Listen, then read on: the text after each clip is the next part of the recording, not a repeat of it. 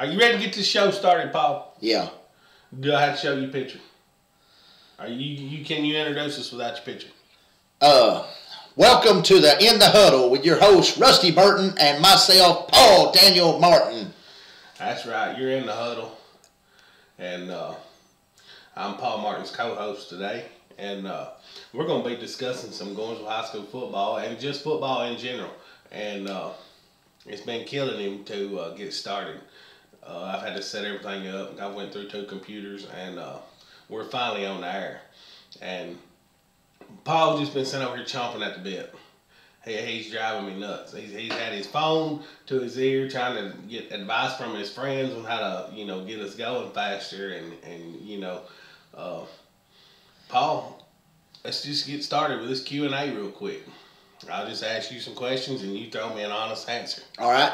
And the first question I have is, hey, we're 0-2, but we got beat by a good Watertown team. And usually the Carthage game, in the years past, we've had better football teams than them and still lost because, that comes out a lot of times to who catches the breaks or who makes the least mistakes. And we did have 90 yards in penalties. So, hey, what do you do to recoup and go forward and play this Salina team? Well, you got to get that. I believe you got to get that first win under your belt, and I believe the way you do that is you got to rise up and find out who you are.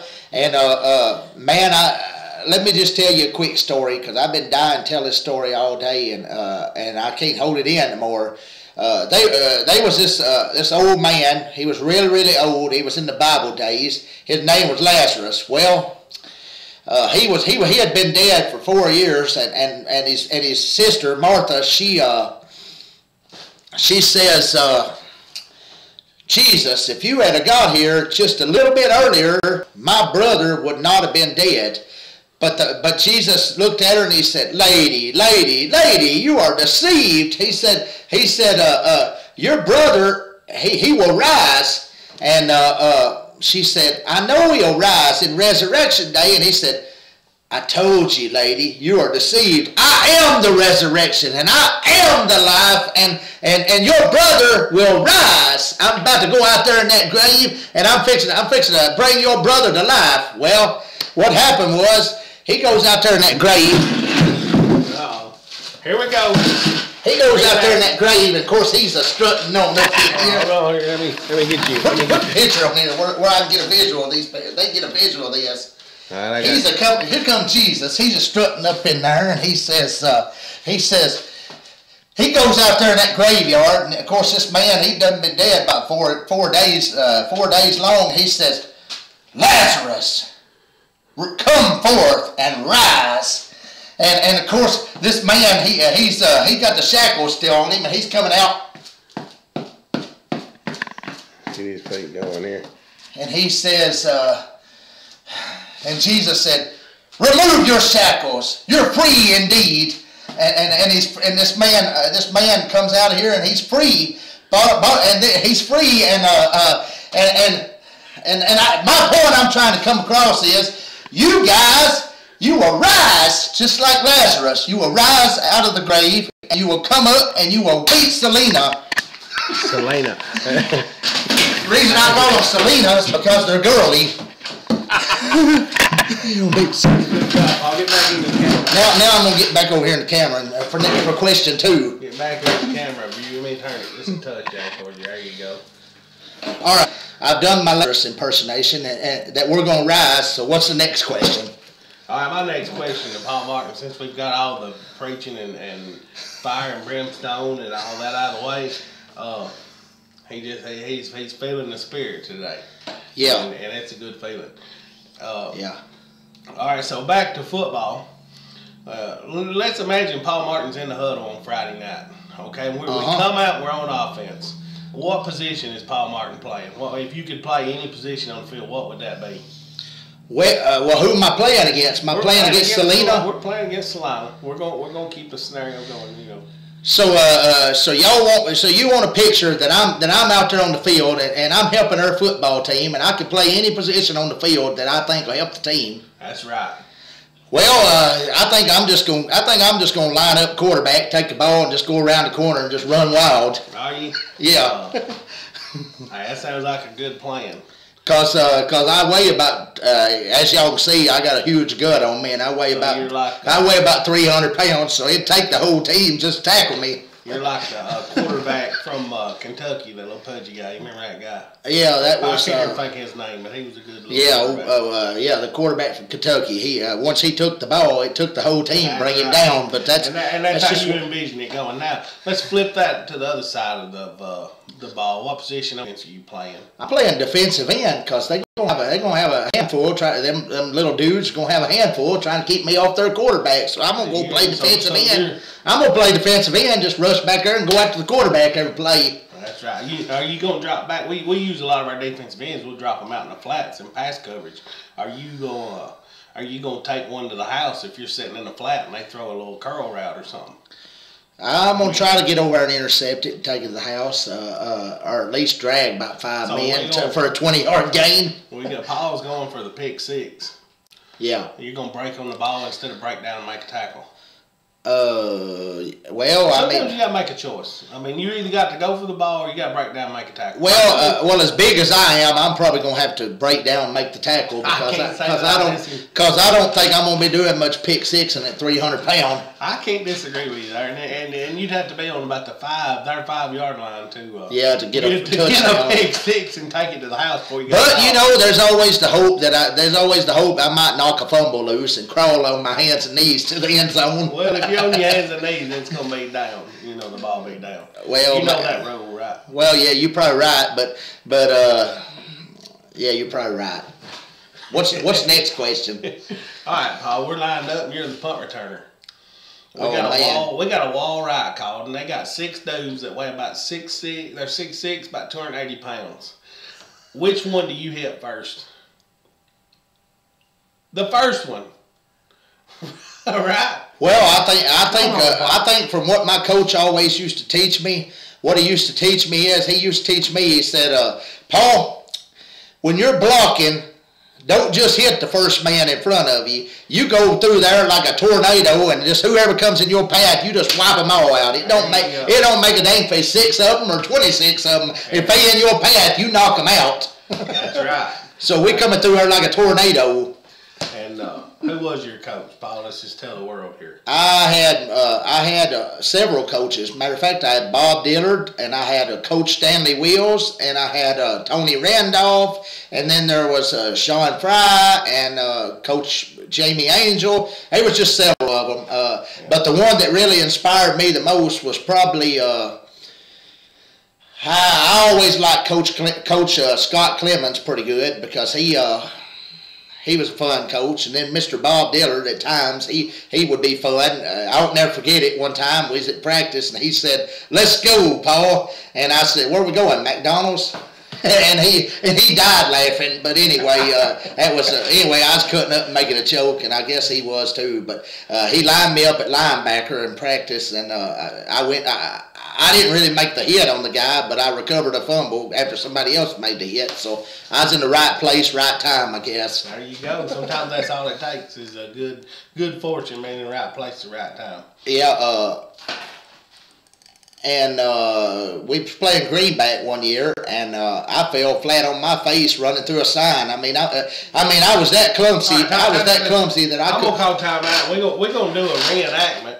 Kind of like your Lazarus story of rising up. We're going to do one of you falling down. How about that? Can you do that reenactment? All right. Get the camera. Here's what I was doing. I was coming through the sign, and I went,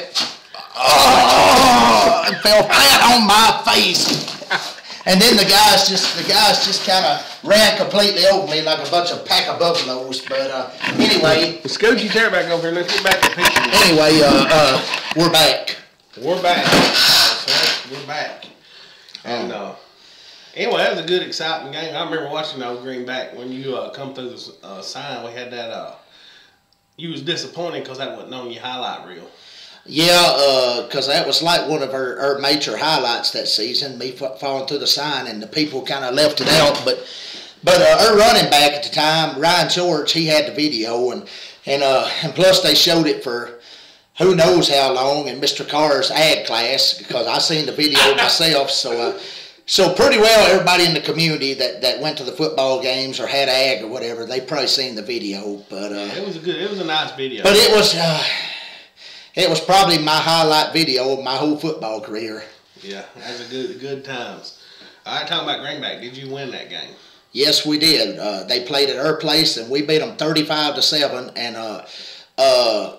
Ryan George blocked the punt and took it in for a touchdown. And then from there on, we had the momentum. And I think he returned the kickoff in that game, and might even run one or two in for a touchdown as well. But they had an old big receiver named Clay Cope. They're supposed to be some superstar, and the guy didn't even score a touchdown the whole game. So we pretty well had him where we wanted him. And that kid didn't he go on to Kentucky and end up playing football? I believe that's correct, but I hadn't heard nothing much of him since. Yeah, he probably had a nice little college career and got him a good education. I ain't heard much out of him anyway, but he was a good athlete. But yeah, but we pretty well shut him down. We seen the foot race. Him and Ryan George, we correct. Seen the foot race. And Ryan George won the race. That's right. And sometimes you don't have to be on the front of the newspaper every week to be a hero, right? You don't have to be on the front page of the paper. And anyway, I think that's one of the people in Gordonsville football that's been. I'm not going to say the Brandon Wells kid that won Mr. Football that year wouldn't deserve him, because he was, but I think George. I think if anybody ever deserved Mr. Football from Gordonsville, he was one of them. And what do you think about that? You played with him. I didn't. I believe out of the experiences I've had, and I've been following Gordonsville football ever since about 1999, I believe he's the best running back I've ever seen. I can't say that I disagree with you, but we do got a good young man coming up that he plays the position like it's supposed to be played. You'll see him a lot of times. He's got his hand on his blocker's butt, and he's waiting on him to turn a guy, and he's patient in the hole. Now, I do remember here a couple weeks ago against we was playing Carthage, and I was amazed at the kid when when the hole developed, at his acceleration through that hole, and that's what it takes to be a good running back. Now, we got some running backs that we've had some over the years that have had some speed, and they try to get outside, which is great, and that's the way Charleston County is going to do us. Sometimes the running back just hitting that hole means more than trying to shift the ball to the outside, and I think that's what makes that kid special, is he's going to stick it in the hole. Yeah, and the fact is, what I'd seen in the Smith County game is once he got in the hole, they come at him, but he kept on persevering, and he kept on breaking some tackles, and then he made that final lunge, the final 2 yards, and got in the end zone. So he seen the end zone, he hit his hole, he broke a few tackles, and he got it done. And I think as a running back, that's what you got to do, because you're going to get hit when you're playing running back, but you've got to be able to break those tackles and have that heart when you see the end zone to get there. That's right. Now let's discuss a little bit of heart here, Paul. I believe with all of my heart that if some of them players had your heart, they'd be a lot better ball players, because I know what kind of passion you put into high school football and how much you think of football in general. And these young men, the shame of it is they can't see it until they're out of school, and they look back and say, well, I wish I'd have done this a little better. And I know you probably do too. Is there one thing, if you could go back, what would you have done? Maybe tried harder, or what would have made you a better ball player looking back that you wish you had done? Probably show more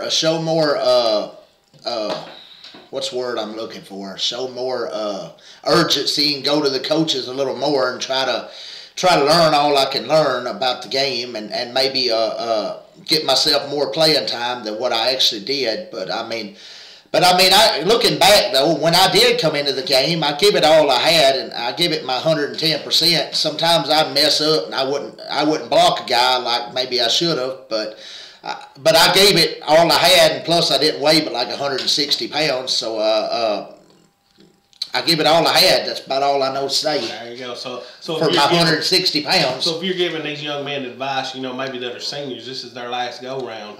Hey, you give it all you got, and I would give them the same advice. Yeah, give it all you got and don't leave nothing on the field. And then when you get off the field, if you gave it your best effort, then you can walk out with your head held high. That's right.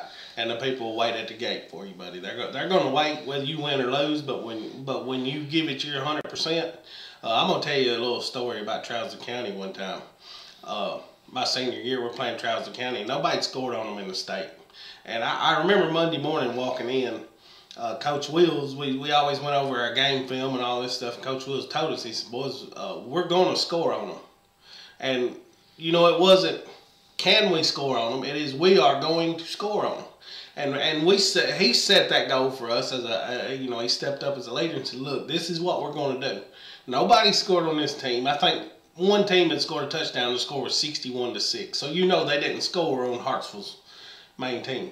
And even if you look at it this year, Baxter's probably about the only one to put a touchdown on them. And if Salina did, it might have been one touchdown. But they've not been scored on that much this year. So I think that would be a reasonable goal, like Rusty said, for us to score on them. We're going to score. We got to figure out. But we can score. We can score. We can move the ball. And I believe we can beat this team. Truly, I do, because from what I seen last year when we went down there and played, they pretty well ain't got but really one good player on their whole team, and that's that Harper kid. And they might have one other one, but really, I think we can play with these guys. We just gotta show some intensity and play with some heart. But I think they're very beatable, and I think we can beat them. What do you think? I think we can. I went and watched them play Baxter, and Baxter really. They didn't shine anywhere on the field the first half. Now, the second half, they come out throwing the ball in the middle of the field, and they wore them out. But we'll save Hartsville for another week. I was just kind of telling you the little story that we're going to score on them, and that was our goal. And sometimes you have to set your goal and raise the bar. And if you can raise the bar and reach it, you need to raise it a little higher and jump and get it. Something that's going to take a little bit of effort. And at the end of that game, we hadn't just scored once, we had scored twice. And, they ended up beating us that year. And I actually think they went on to win the state or went real deep in the playoffs. And, when we come back in the next Monday morning and watch film, we only watched one play of that whole game. And that was the very last, as the clock was ticking off, it wasn't even a play. It was just showing them. Coach Will showed us that those young men that had just won a region championship and beat us 33-14, every one of them had their head down on the ground because they knew, even though they won on the scoreboard, we whipped them. And sometimes, I'm more proud of losing that game than winning, and sometimes that's the way it works. If you leave everything you have right out there on that field, even though win or lose, that stuff takes care of itself when you put forth a lot of effort. And I'm more proud of that game than I am any other game we ever played in. Well, if you want to look at it like that, we had a game like that too, which was Ryan George's senior year, which was my junior year in 2001. We actually went to the playoffs that year and played a team called Franklin Road Academy. And they was up about, I'm going to say, maybe 20-13 or something. Going down to about the final minute or two, and we scored a touchdown, and of course Joe Adams kind of missed the extra point or whatever. But all in all though, we played really, really hard, and even though we lost that game by 1 point, we learned a valuable lesson that when we stick together, we can accomplish some good things. And even if you lose, sometimes, even in a loss in life, you learn that you really just moving on for greater victories and as you move ahead in life. That's right. You can't do that. Win or lose, you got to move forward. And right. I hope Salina Friday night. I hope we move forward and just play hard, and that's what it's going to take to win. And that's how you put W's on your schedule. Is right. Playing hard. You can't just show up and expect to win a football game. Correct. Sometimes on those games like Salina, you have you think, oh, look over the years and our record against them. Lord, I couldn't even tell you how many times they beat us. A few times they actually beat us my senior year, but But that's a mistake that we can't make. We can't just go into this football game, Rusty, and think that we chalk it up thinking we've got an easy win, because we've got to go out there and perform. And I think that's real easy to do. I mean, you look at a team and you think this team's down, it's an easy win, but you can't do that. That's just like going to Red Bull and a couple years ago. Had Red Bull and had a couple more minutes, they run out of time. They were playing hard, and you don't expect that out of teams like Red Bull and Salina and Monterey's, and of course the competition levels are up and down. But you can't go into this game Friday night expecting a win. You have to expect a win, but you don't just show up. You have to work for the win. Right. And sometimes a young man can lose that train of thought. Hey, this is just Salina. And you've got to play football just like you do against the Hartsvilles and that Franklin Road Academies. You've still got to show up and play football. Well, you know a little bit more about our football team than I do, Rusty, because you've been around it. Tell our viewers how good are we in the weight room this year? Because you got to be strong and you got to be good in the weight room. So tell us, are we good in the weight room? I really don't know about the weight room. I know they still utilize it a lot. But I really hadn't seen a lot of numbers.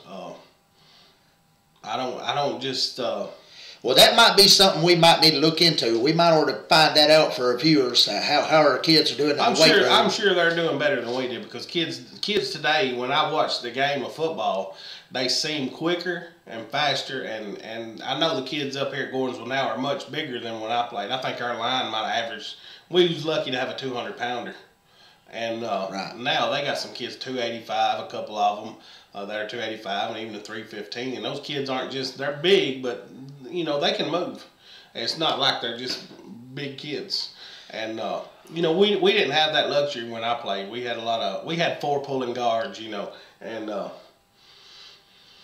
that's just the way it was. We had a small line, and we did what we had to do to move the football, and that was 3 yards in a cloud of dust. And I think this team, they have the potential to throw the ball and run the ball well, and when you got both of those things, you can actually move the football down the field with a whole lot more ease. Now, one thing we do have to eliminate, and any football guru across the state will tell you don't have to be a guru. My wife understands this, and she can't even tell you what a 2-point conversion is. You have to eliminate penalties. We had 90 yards of penalties against Carthage, and you just cannot. And a lot of the times that's just the mental game.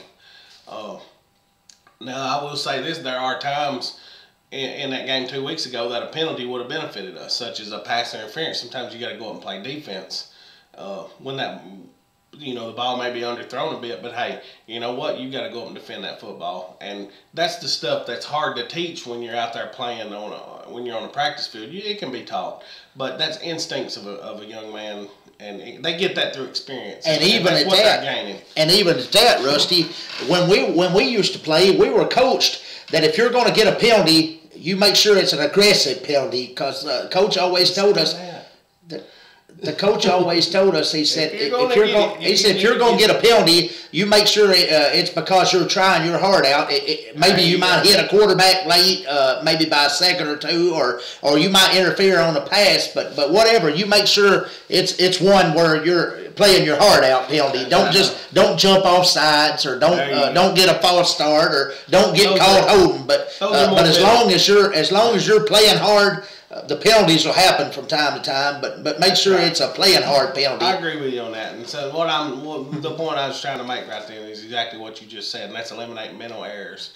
If we get rid of those, I think we left some points on the field. As a matter of fact, against Watertown and Carthage, we left points on the field, and that's something we've got to work on. That I see we've got to put the ball in the end zone. I think our defense is playing good. We have missed a few tackles, that stuff's happened at Gordonsville for years and years and years, and kids are going to miss tackles, and it's happening all across this state. There's some teams out there that's got every kid on the team can tackle, and there's some teams where you're going to miss some. Because fact is we're all human, and we're going to make mistakes. That's why you go out there on Monday and Tuesday and Wednesday, and you work to get better, and that's what our kids are taught. You get better every week, and as long as they do that, I think we're looking at a good. We can finish on a good note on this season. The next question I guess we need to address is what's your thoughts on the new TSSAA rule where you can only hit for like 20 minutes, maybe 2 times a week? You think that's just to cut down on injuries, or do you think it's a good thing, bad thing, or what's your thoughts on it? Well, I think it's not just the TSSAA. If you look all across the nation, every contact sport in the world is undergoing this, even hockey. Concussions are a big deal. And we actually got a kid right now with a concussion that he got during practice, even though we only hit 20 minutes a day. Those things happen, and if you ever watch Muhammad Ali in the last days of his life do an interview, you understand those things are dangerous. So you have to look at it at that standpoint. Now, my theory on this is, hey, you're playing football, you got a helmet on, go hit somebody. All right, and that may be the old school way of thinking about it. And you know, I don't like the rule. I could disagree with it all I want, but you know what? On Friday night, there's 48 minutes of full contact, and I think the coaching now, even though you can't participate for 20 minutes of full contact during practice, you don't necessarily have to have that to win. If everybody's playing on the same field, when it comes down to it in the end, you got 48 minutes, and you have to be able to tell that kid, look, let's turn it up a notch right here, and that's what it's going to take to win. And that kid automatically has to know this, even if no one's telling him in the back of his mind. He's got to know, hey, this is football. I'm going to hit somebody. If I get a penalty, I get a penalty. Now, I watched a kid up at it was the Trouser County Baxter game last week. I think it was a little strong safety or free safety. A kid come on a slant, and of course he got a helmet-to-helmet call, but, you know, it cost him 15 yards. But I'll say this, the little kid from Baxter did not want to run another slant across the middle. And, you know, it cost him 15 yards, but hey, we stopped that slant from killing us, and they didn't go down the field and score anymore after that. And sometimes that's what it takes. Well, I'm not encouraging it by any means. I'm just saying sometimes the kid was just playing hard, like you said a minute ago. You get out there on Friday night, you have to know it's time to turn it up a notch. And I think for the most part our kids know that. But how do we make that adjustment though if we're only getting like maybe 40 minutes a week to hit? How do we get our bodies adjusted to getting hit when we're really not getting hit that much in the week? Well, it goes back to just you got to have that mentality. Hey, we're going to hit somebody tonight, and that's what it's going to take. I really think that the kids know to turn it up a notch. Because they're not only playing for their family and themselves, but they're playing for everybody that ever put that uniform on and the whole community, and they know that, so they want to go out there and give it all they got. That's right. Hey, Paul, hang on, man. I believe I'm getting a call here. My phone's buzzing, but it ain't going off. Let's see who's calling in here. Hey, man, I'm glad I thought I'd call in and tell you guys how awesome your show is, man. I'm glad you brought that back on there, man. I've been missing in the huddle and that Rusty TV stuff, man. I've been missing. It's driving me crazy. I get all liquored up and shooting my guns and just random stuff like that, man. And I'm just proud to be a Tiger fan, man. And I know there's been a little bit of controversial stuff going on around there, man. But hey, you know what? It's all about these young men getting out here and giving it all they got, and that's what's gonna get you to the top. And you cream if you've ever mixed anything up like that with your biscuits or whatever, it rises to the top. And man, rising is what it's all about. We're 0-2. Got beat by a good Watertown team, man. They was good. I got to pat them on the back. Best Watertown team I've ever seen play the game. And then you got your Carthage game. Well, hey, you know what? We've been beat by them before, and it ain't held us back. 2012. Look at 2012. Good. We had a good football team and got beat by your Carthage Owls over there. Now, I hate to lose them much as I do anybody, but hey, we got Selena coming up. Selena, whatever y'all call them. Hey, man, I call them Selena because it sounds more feminine. But you know what? Everybody I've heard around town been talking about, we need to break the rules. You know what? I think we broke the rules last week, 2 weeks ago, over across the river. We had about 90 yards where we rows, man, and that's what really held us back in that game, I believe, was us breaking the rules. And if we learn to do that right, then, and fixing mistakes and don't break the rules, then, hey, we're looking at a W instead of an L. And if you're going to break the rules, I say we do it right, man. And here's my idea. Now, I started this new company, man. It's called Reno Buns Coach Consulting. And, I've been doing this now for, about 2 or 3 minutes now. And it's just an idea I got. I need to consult the coaches, man. They need to hear this. And, if they don't listen to me, man, I'm just going to kick the door down on the office, and I'm going in there, I'm going to tell them, here's what we need to do. On defense, if we're going to break the rules, let's get one of these little fellers off the sideline, and let's take him and sneak him up underneath the shirt of a tackle. Maybe a big Tiger 79. Let's take and sneak him up under the shirt, and nobody ever see him, man. And then that gives us a 12th man on the field. And maybe he gets loose from a block, or maybe he pops out of that shirt, when he gets back there toward the quarterback, like one of them little fellers that pops out of a birthday cake. You seen them, got the little cardboard box birthday cakes, and you pop out the cupcake.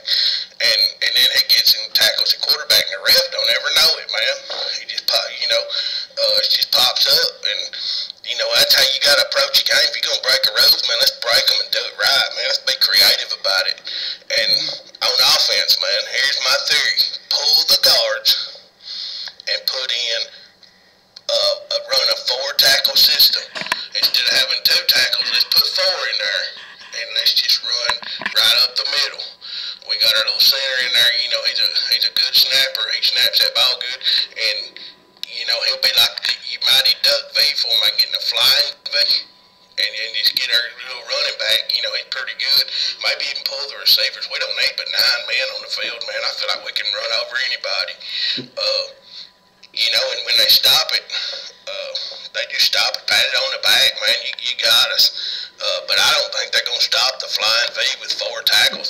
And we do get in the 3rd and long, if we do get caught breaking the rules and get one of them penalties, hey, let's put in 4 guards and pull them all, to one side and roll out. I think that'd be a good way to approach the game.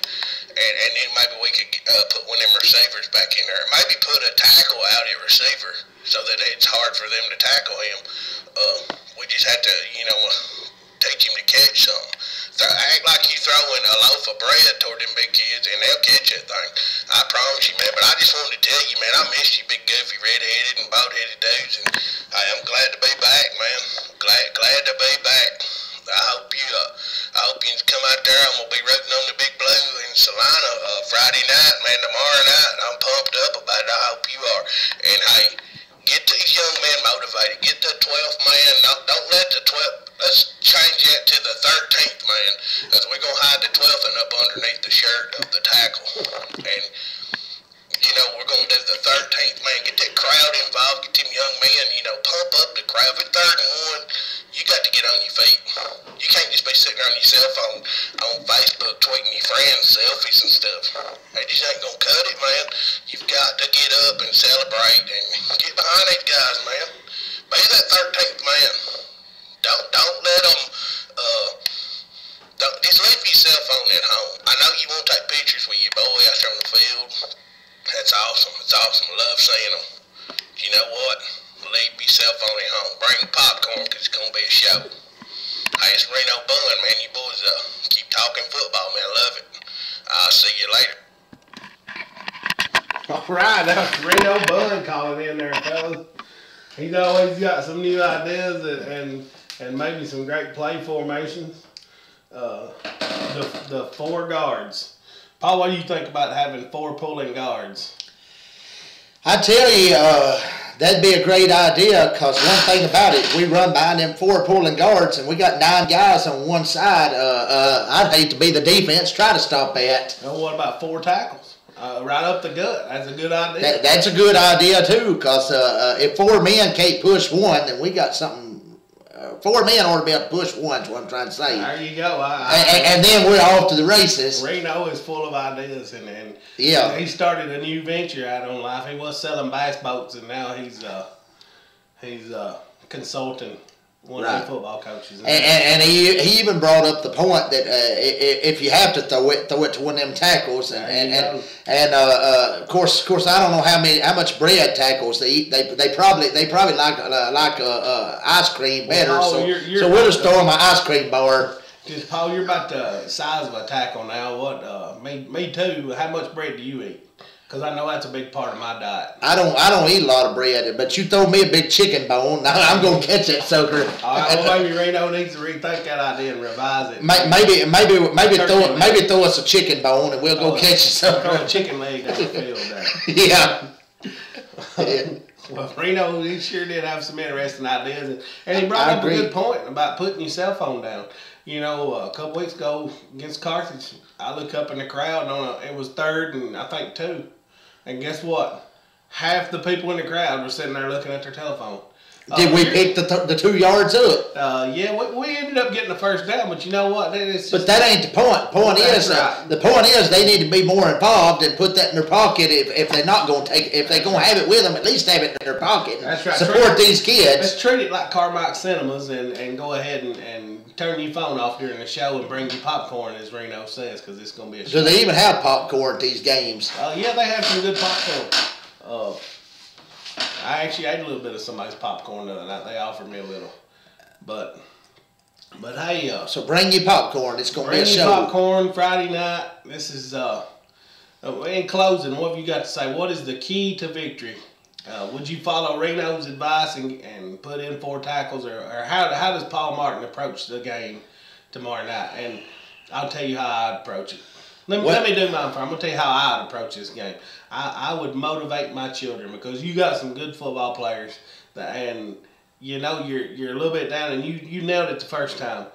You got to get that win under the belt, and I think as soon as they get a win under their belt, they're going to go. They're going to take off, and you know, as a Big Blue supporter, I hope they do. That's my hopes.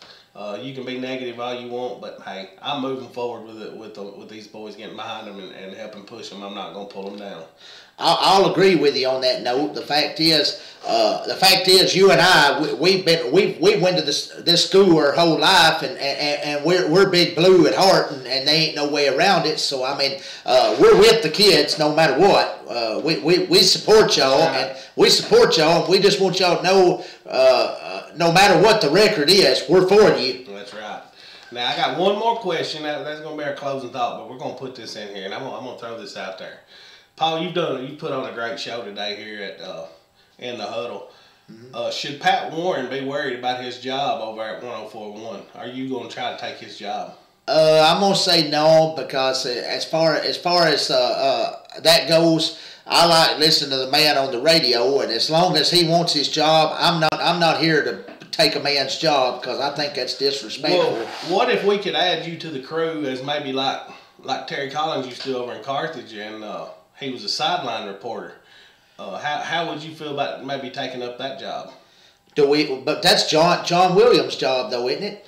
Well, yeah. But what if he needed a sidekick? You know, John handles the stats, as far as I know.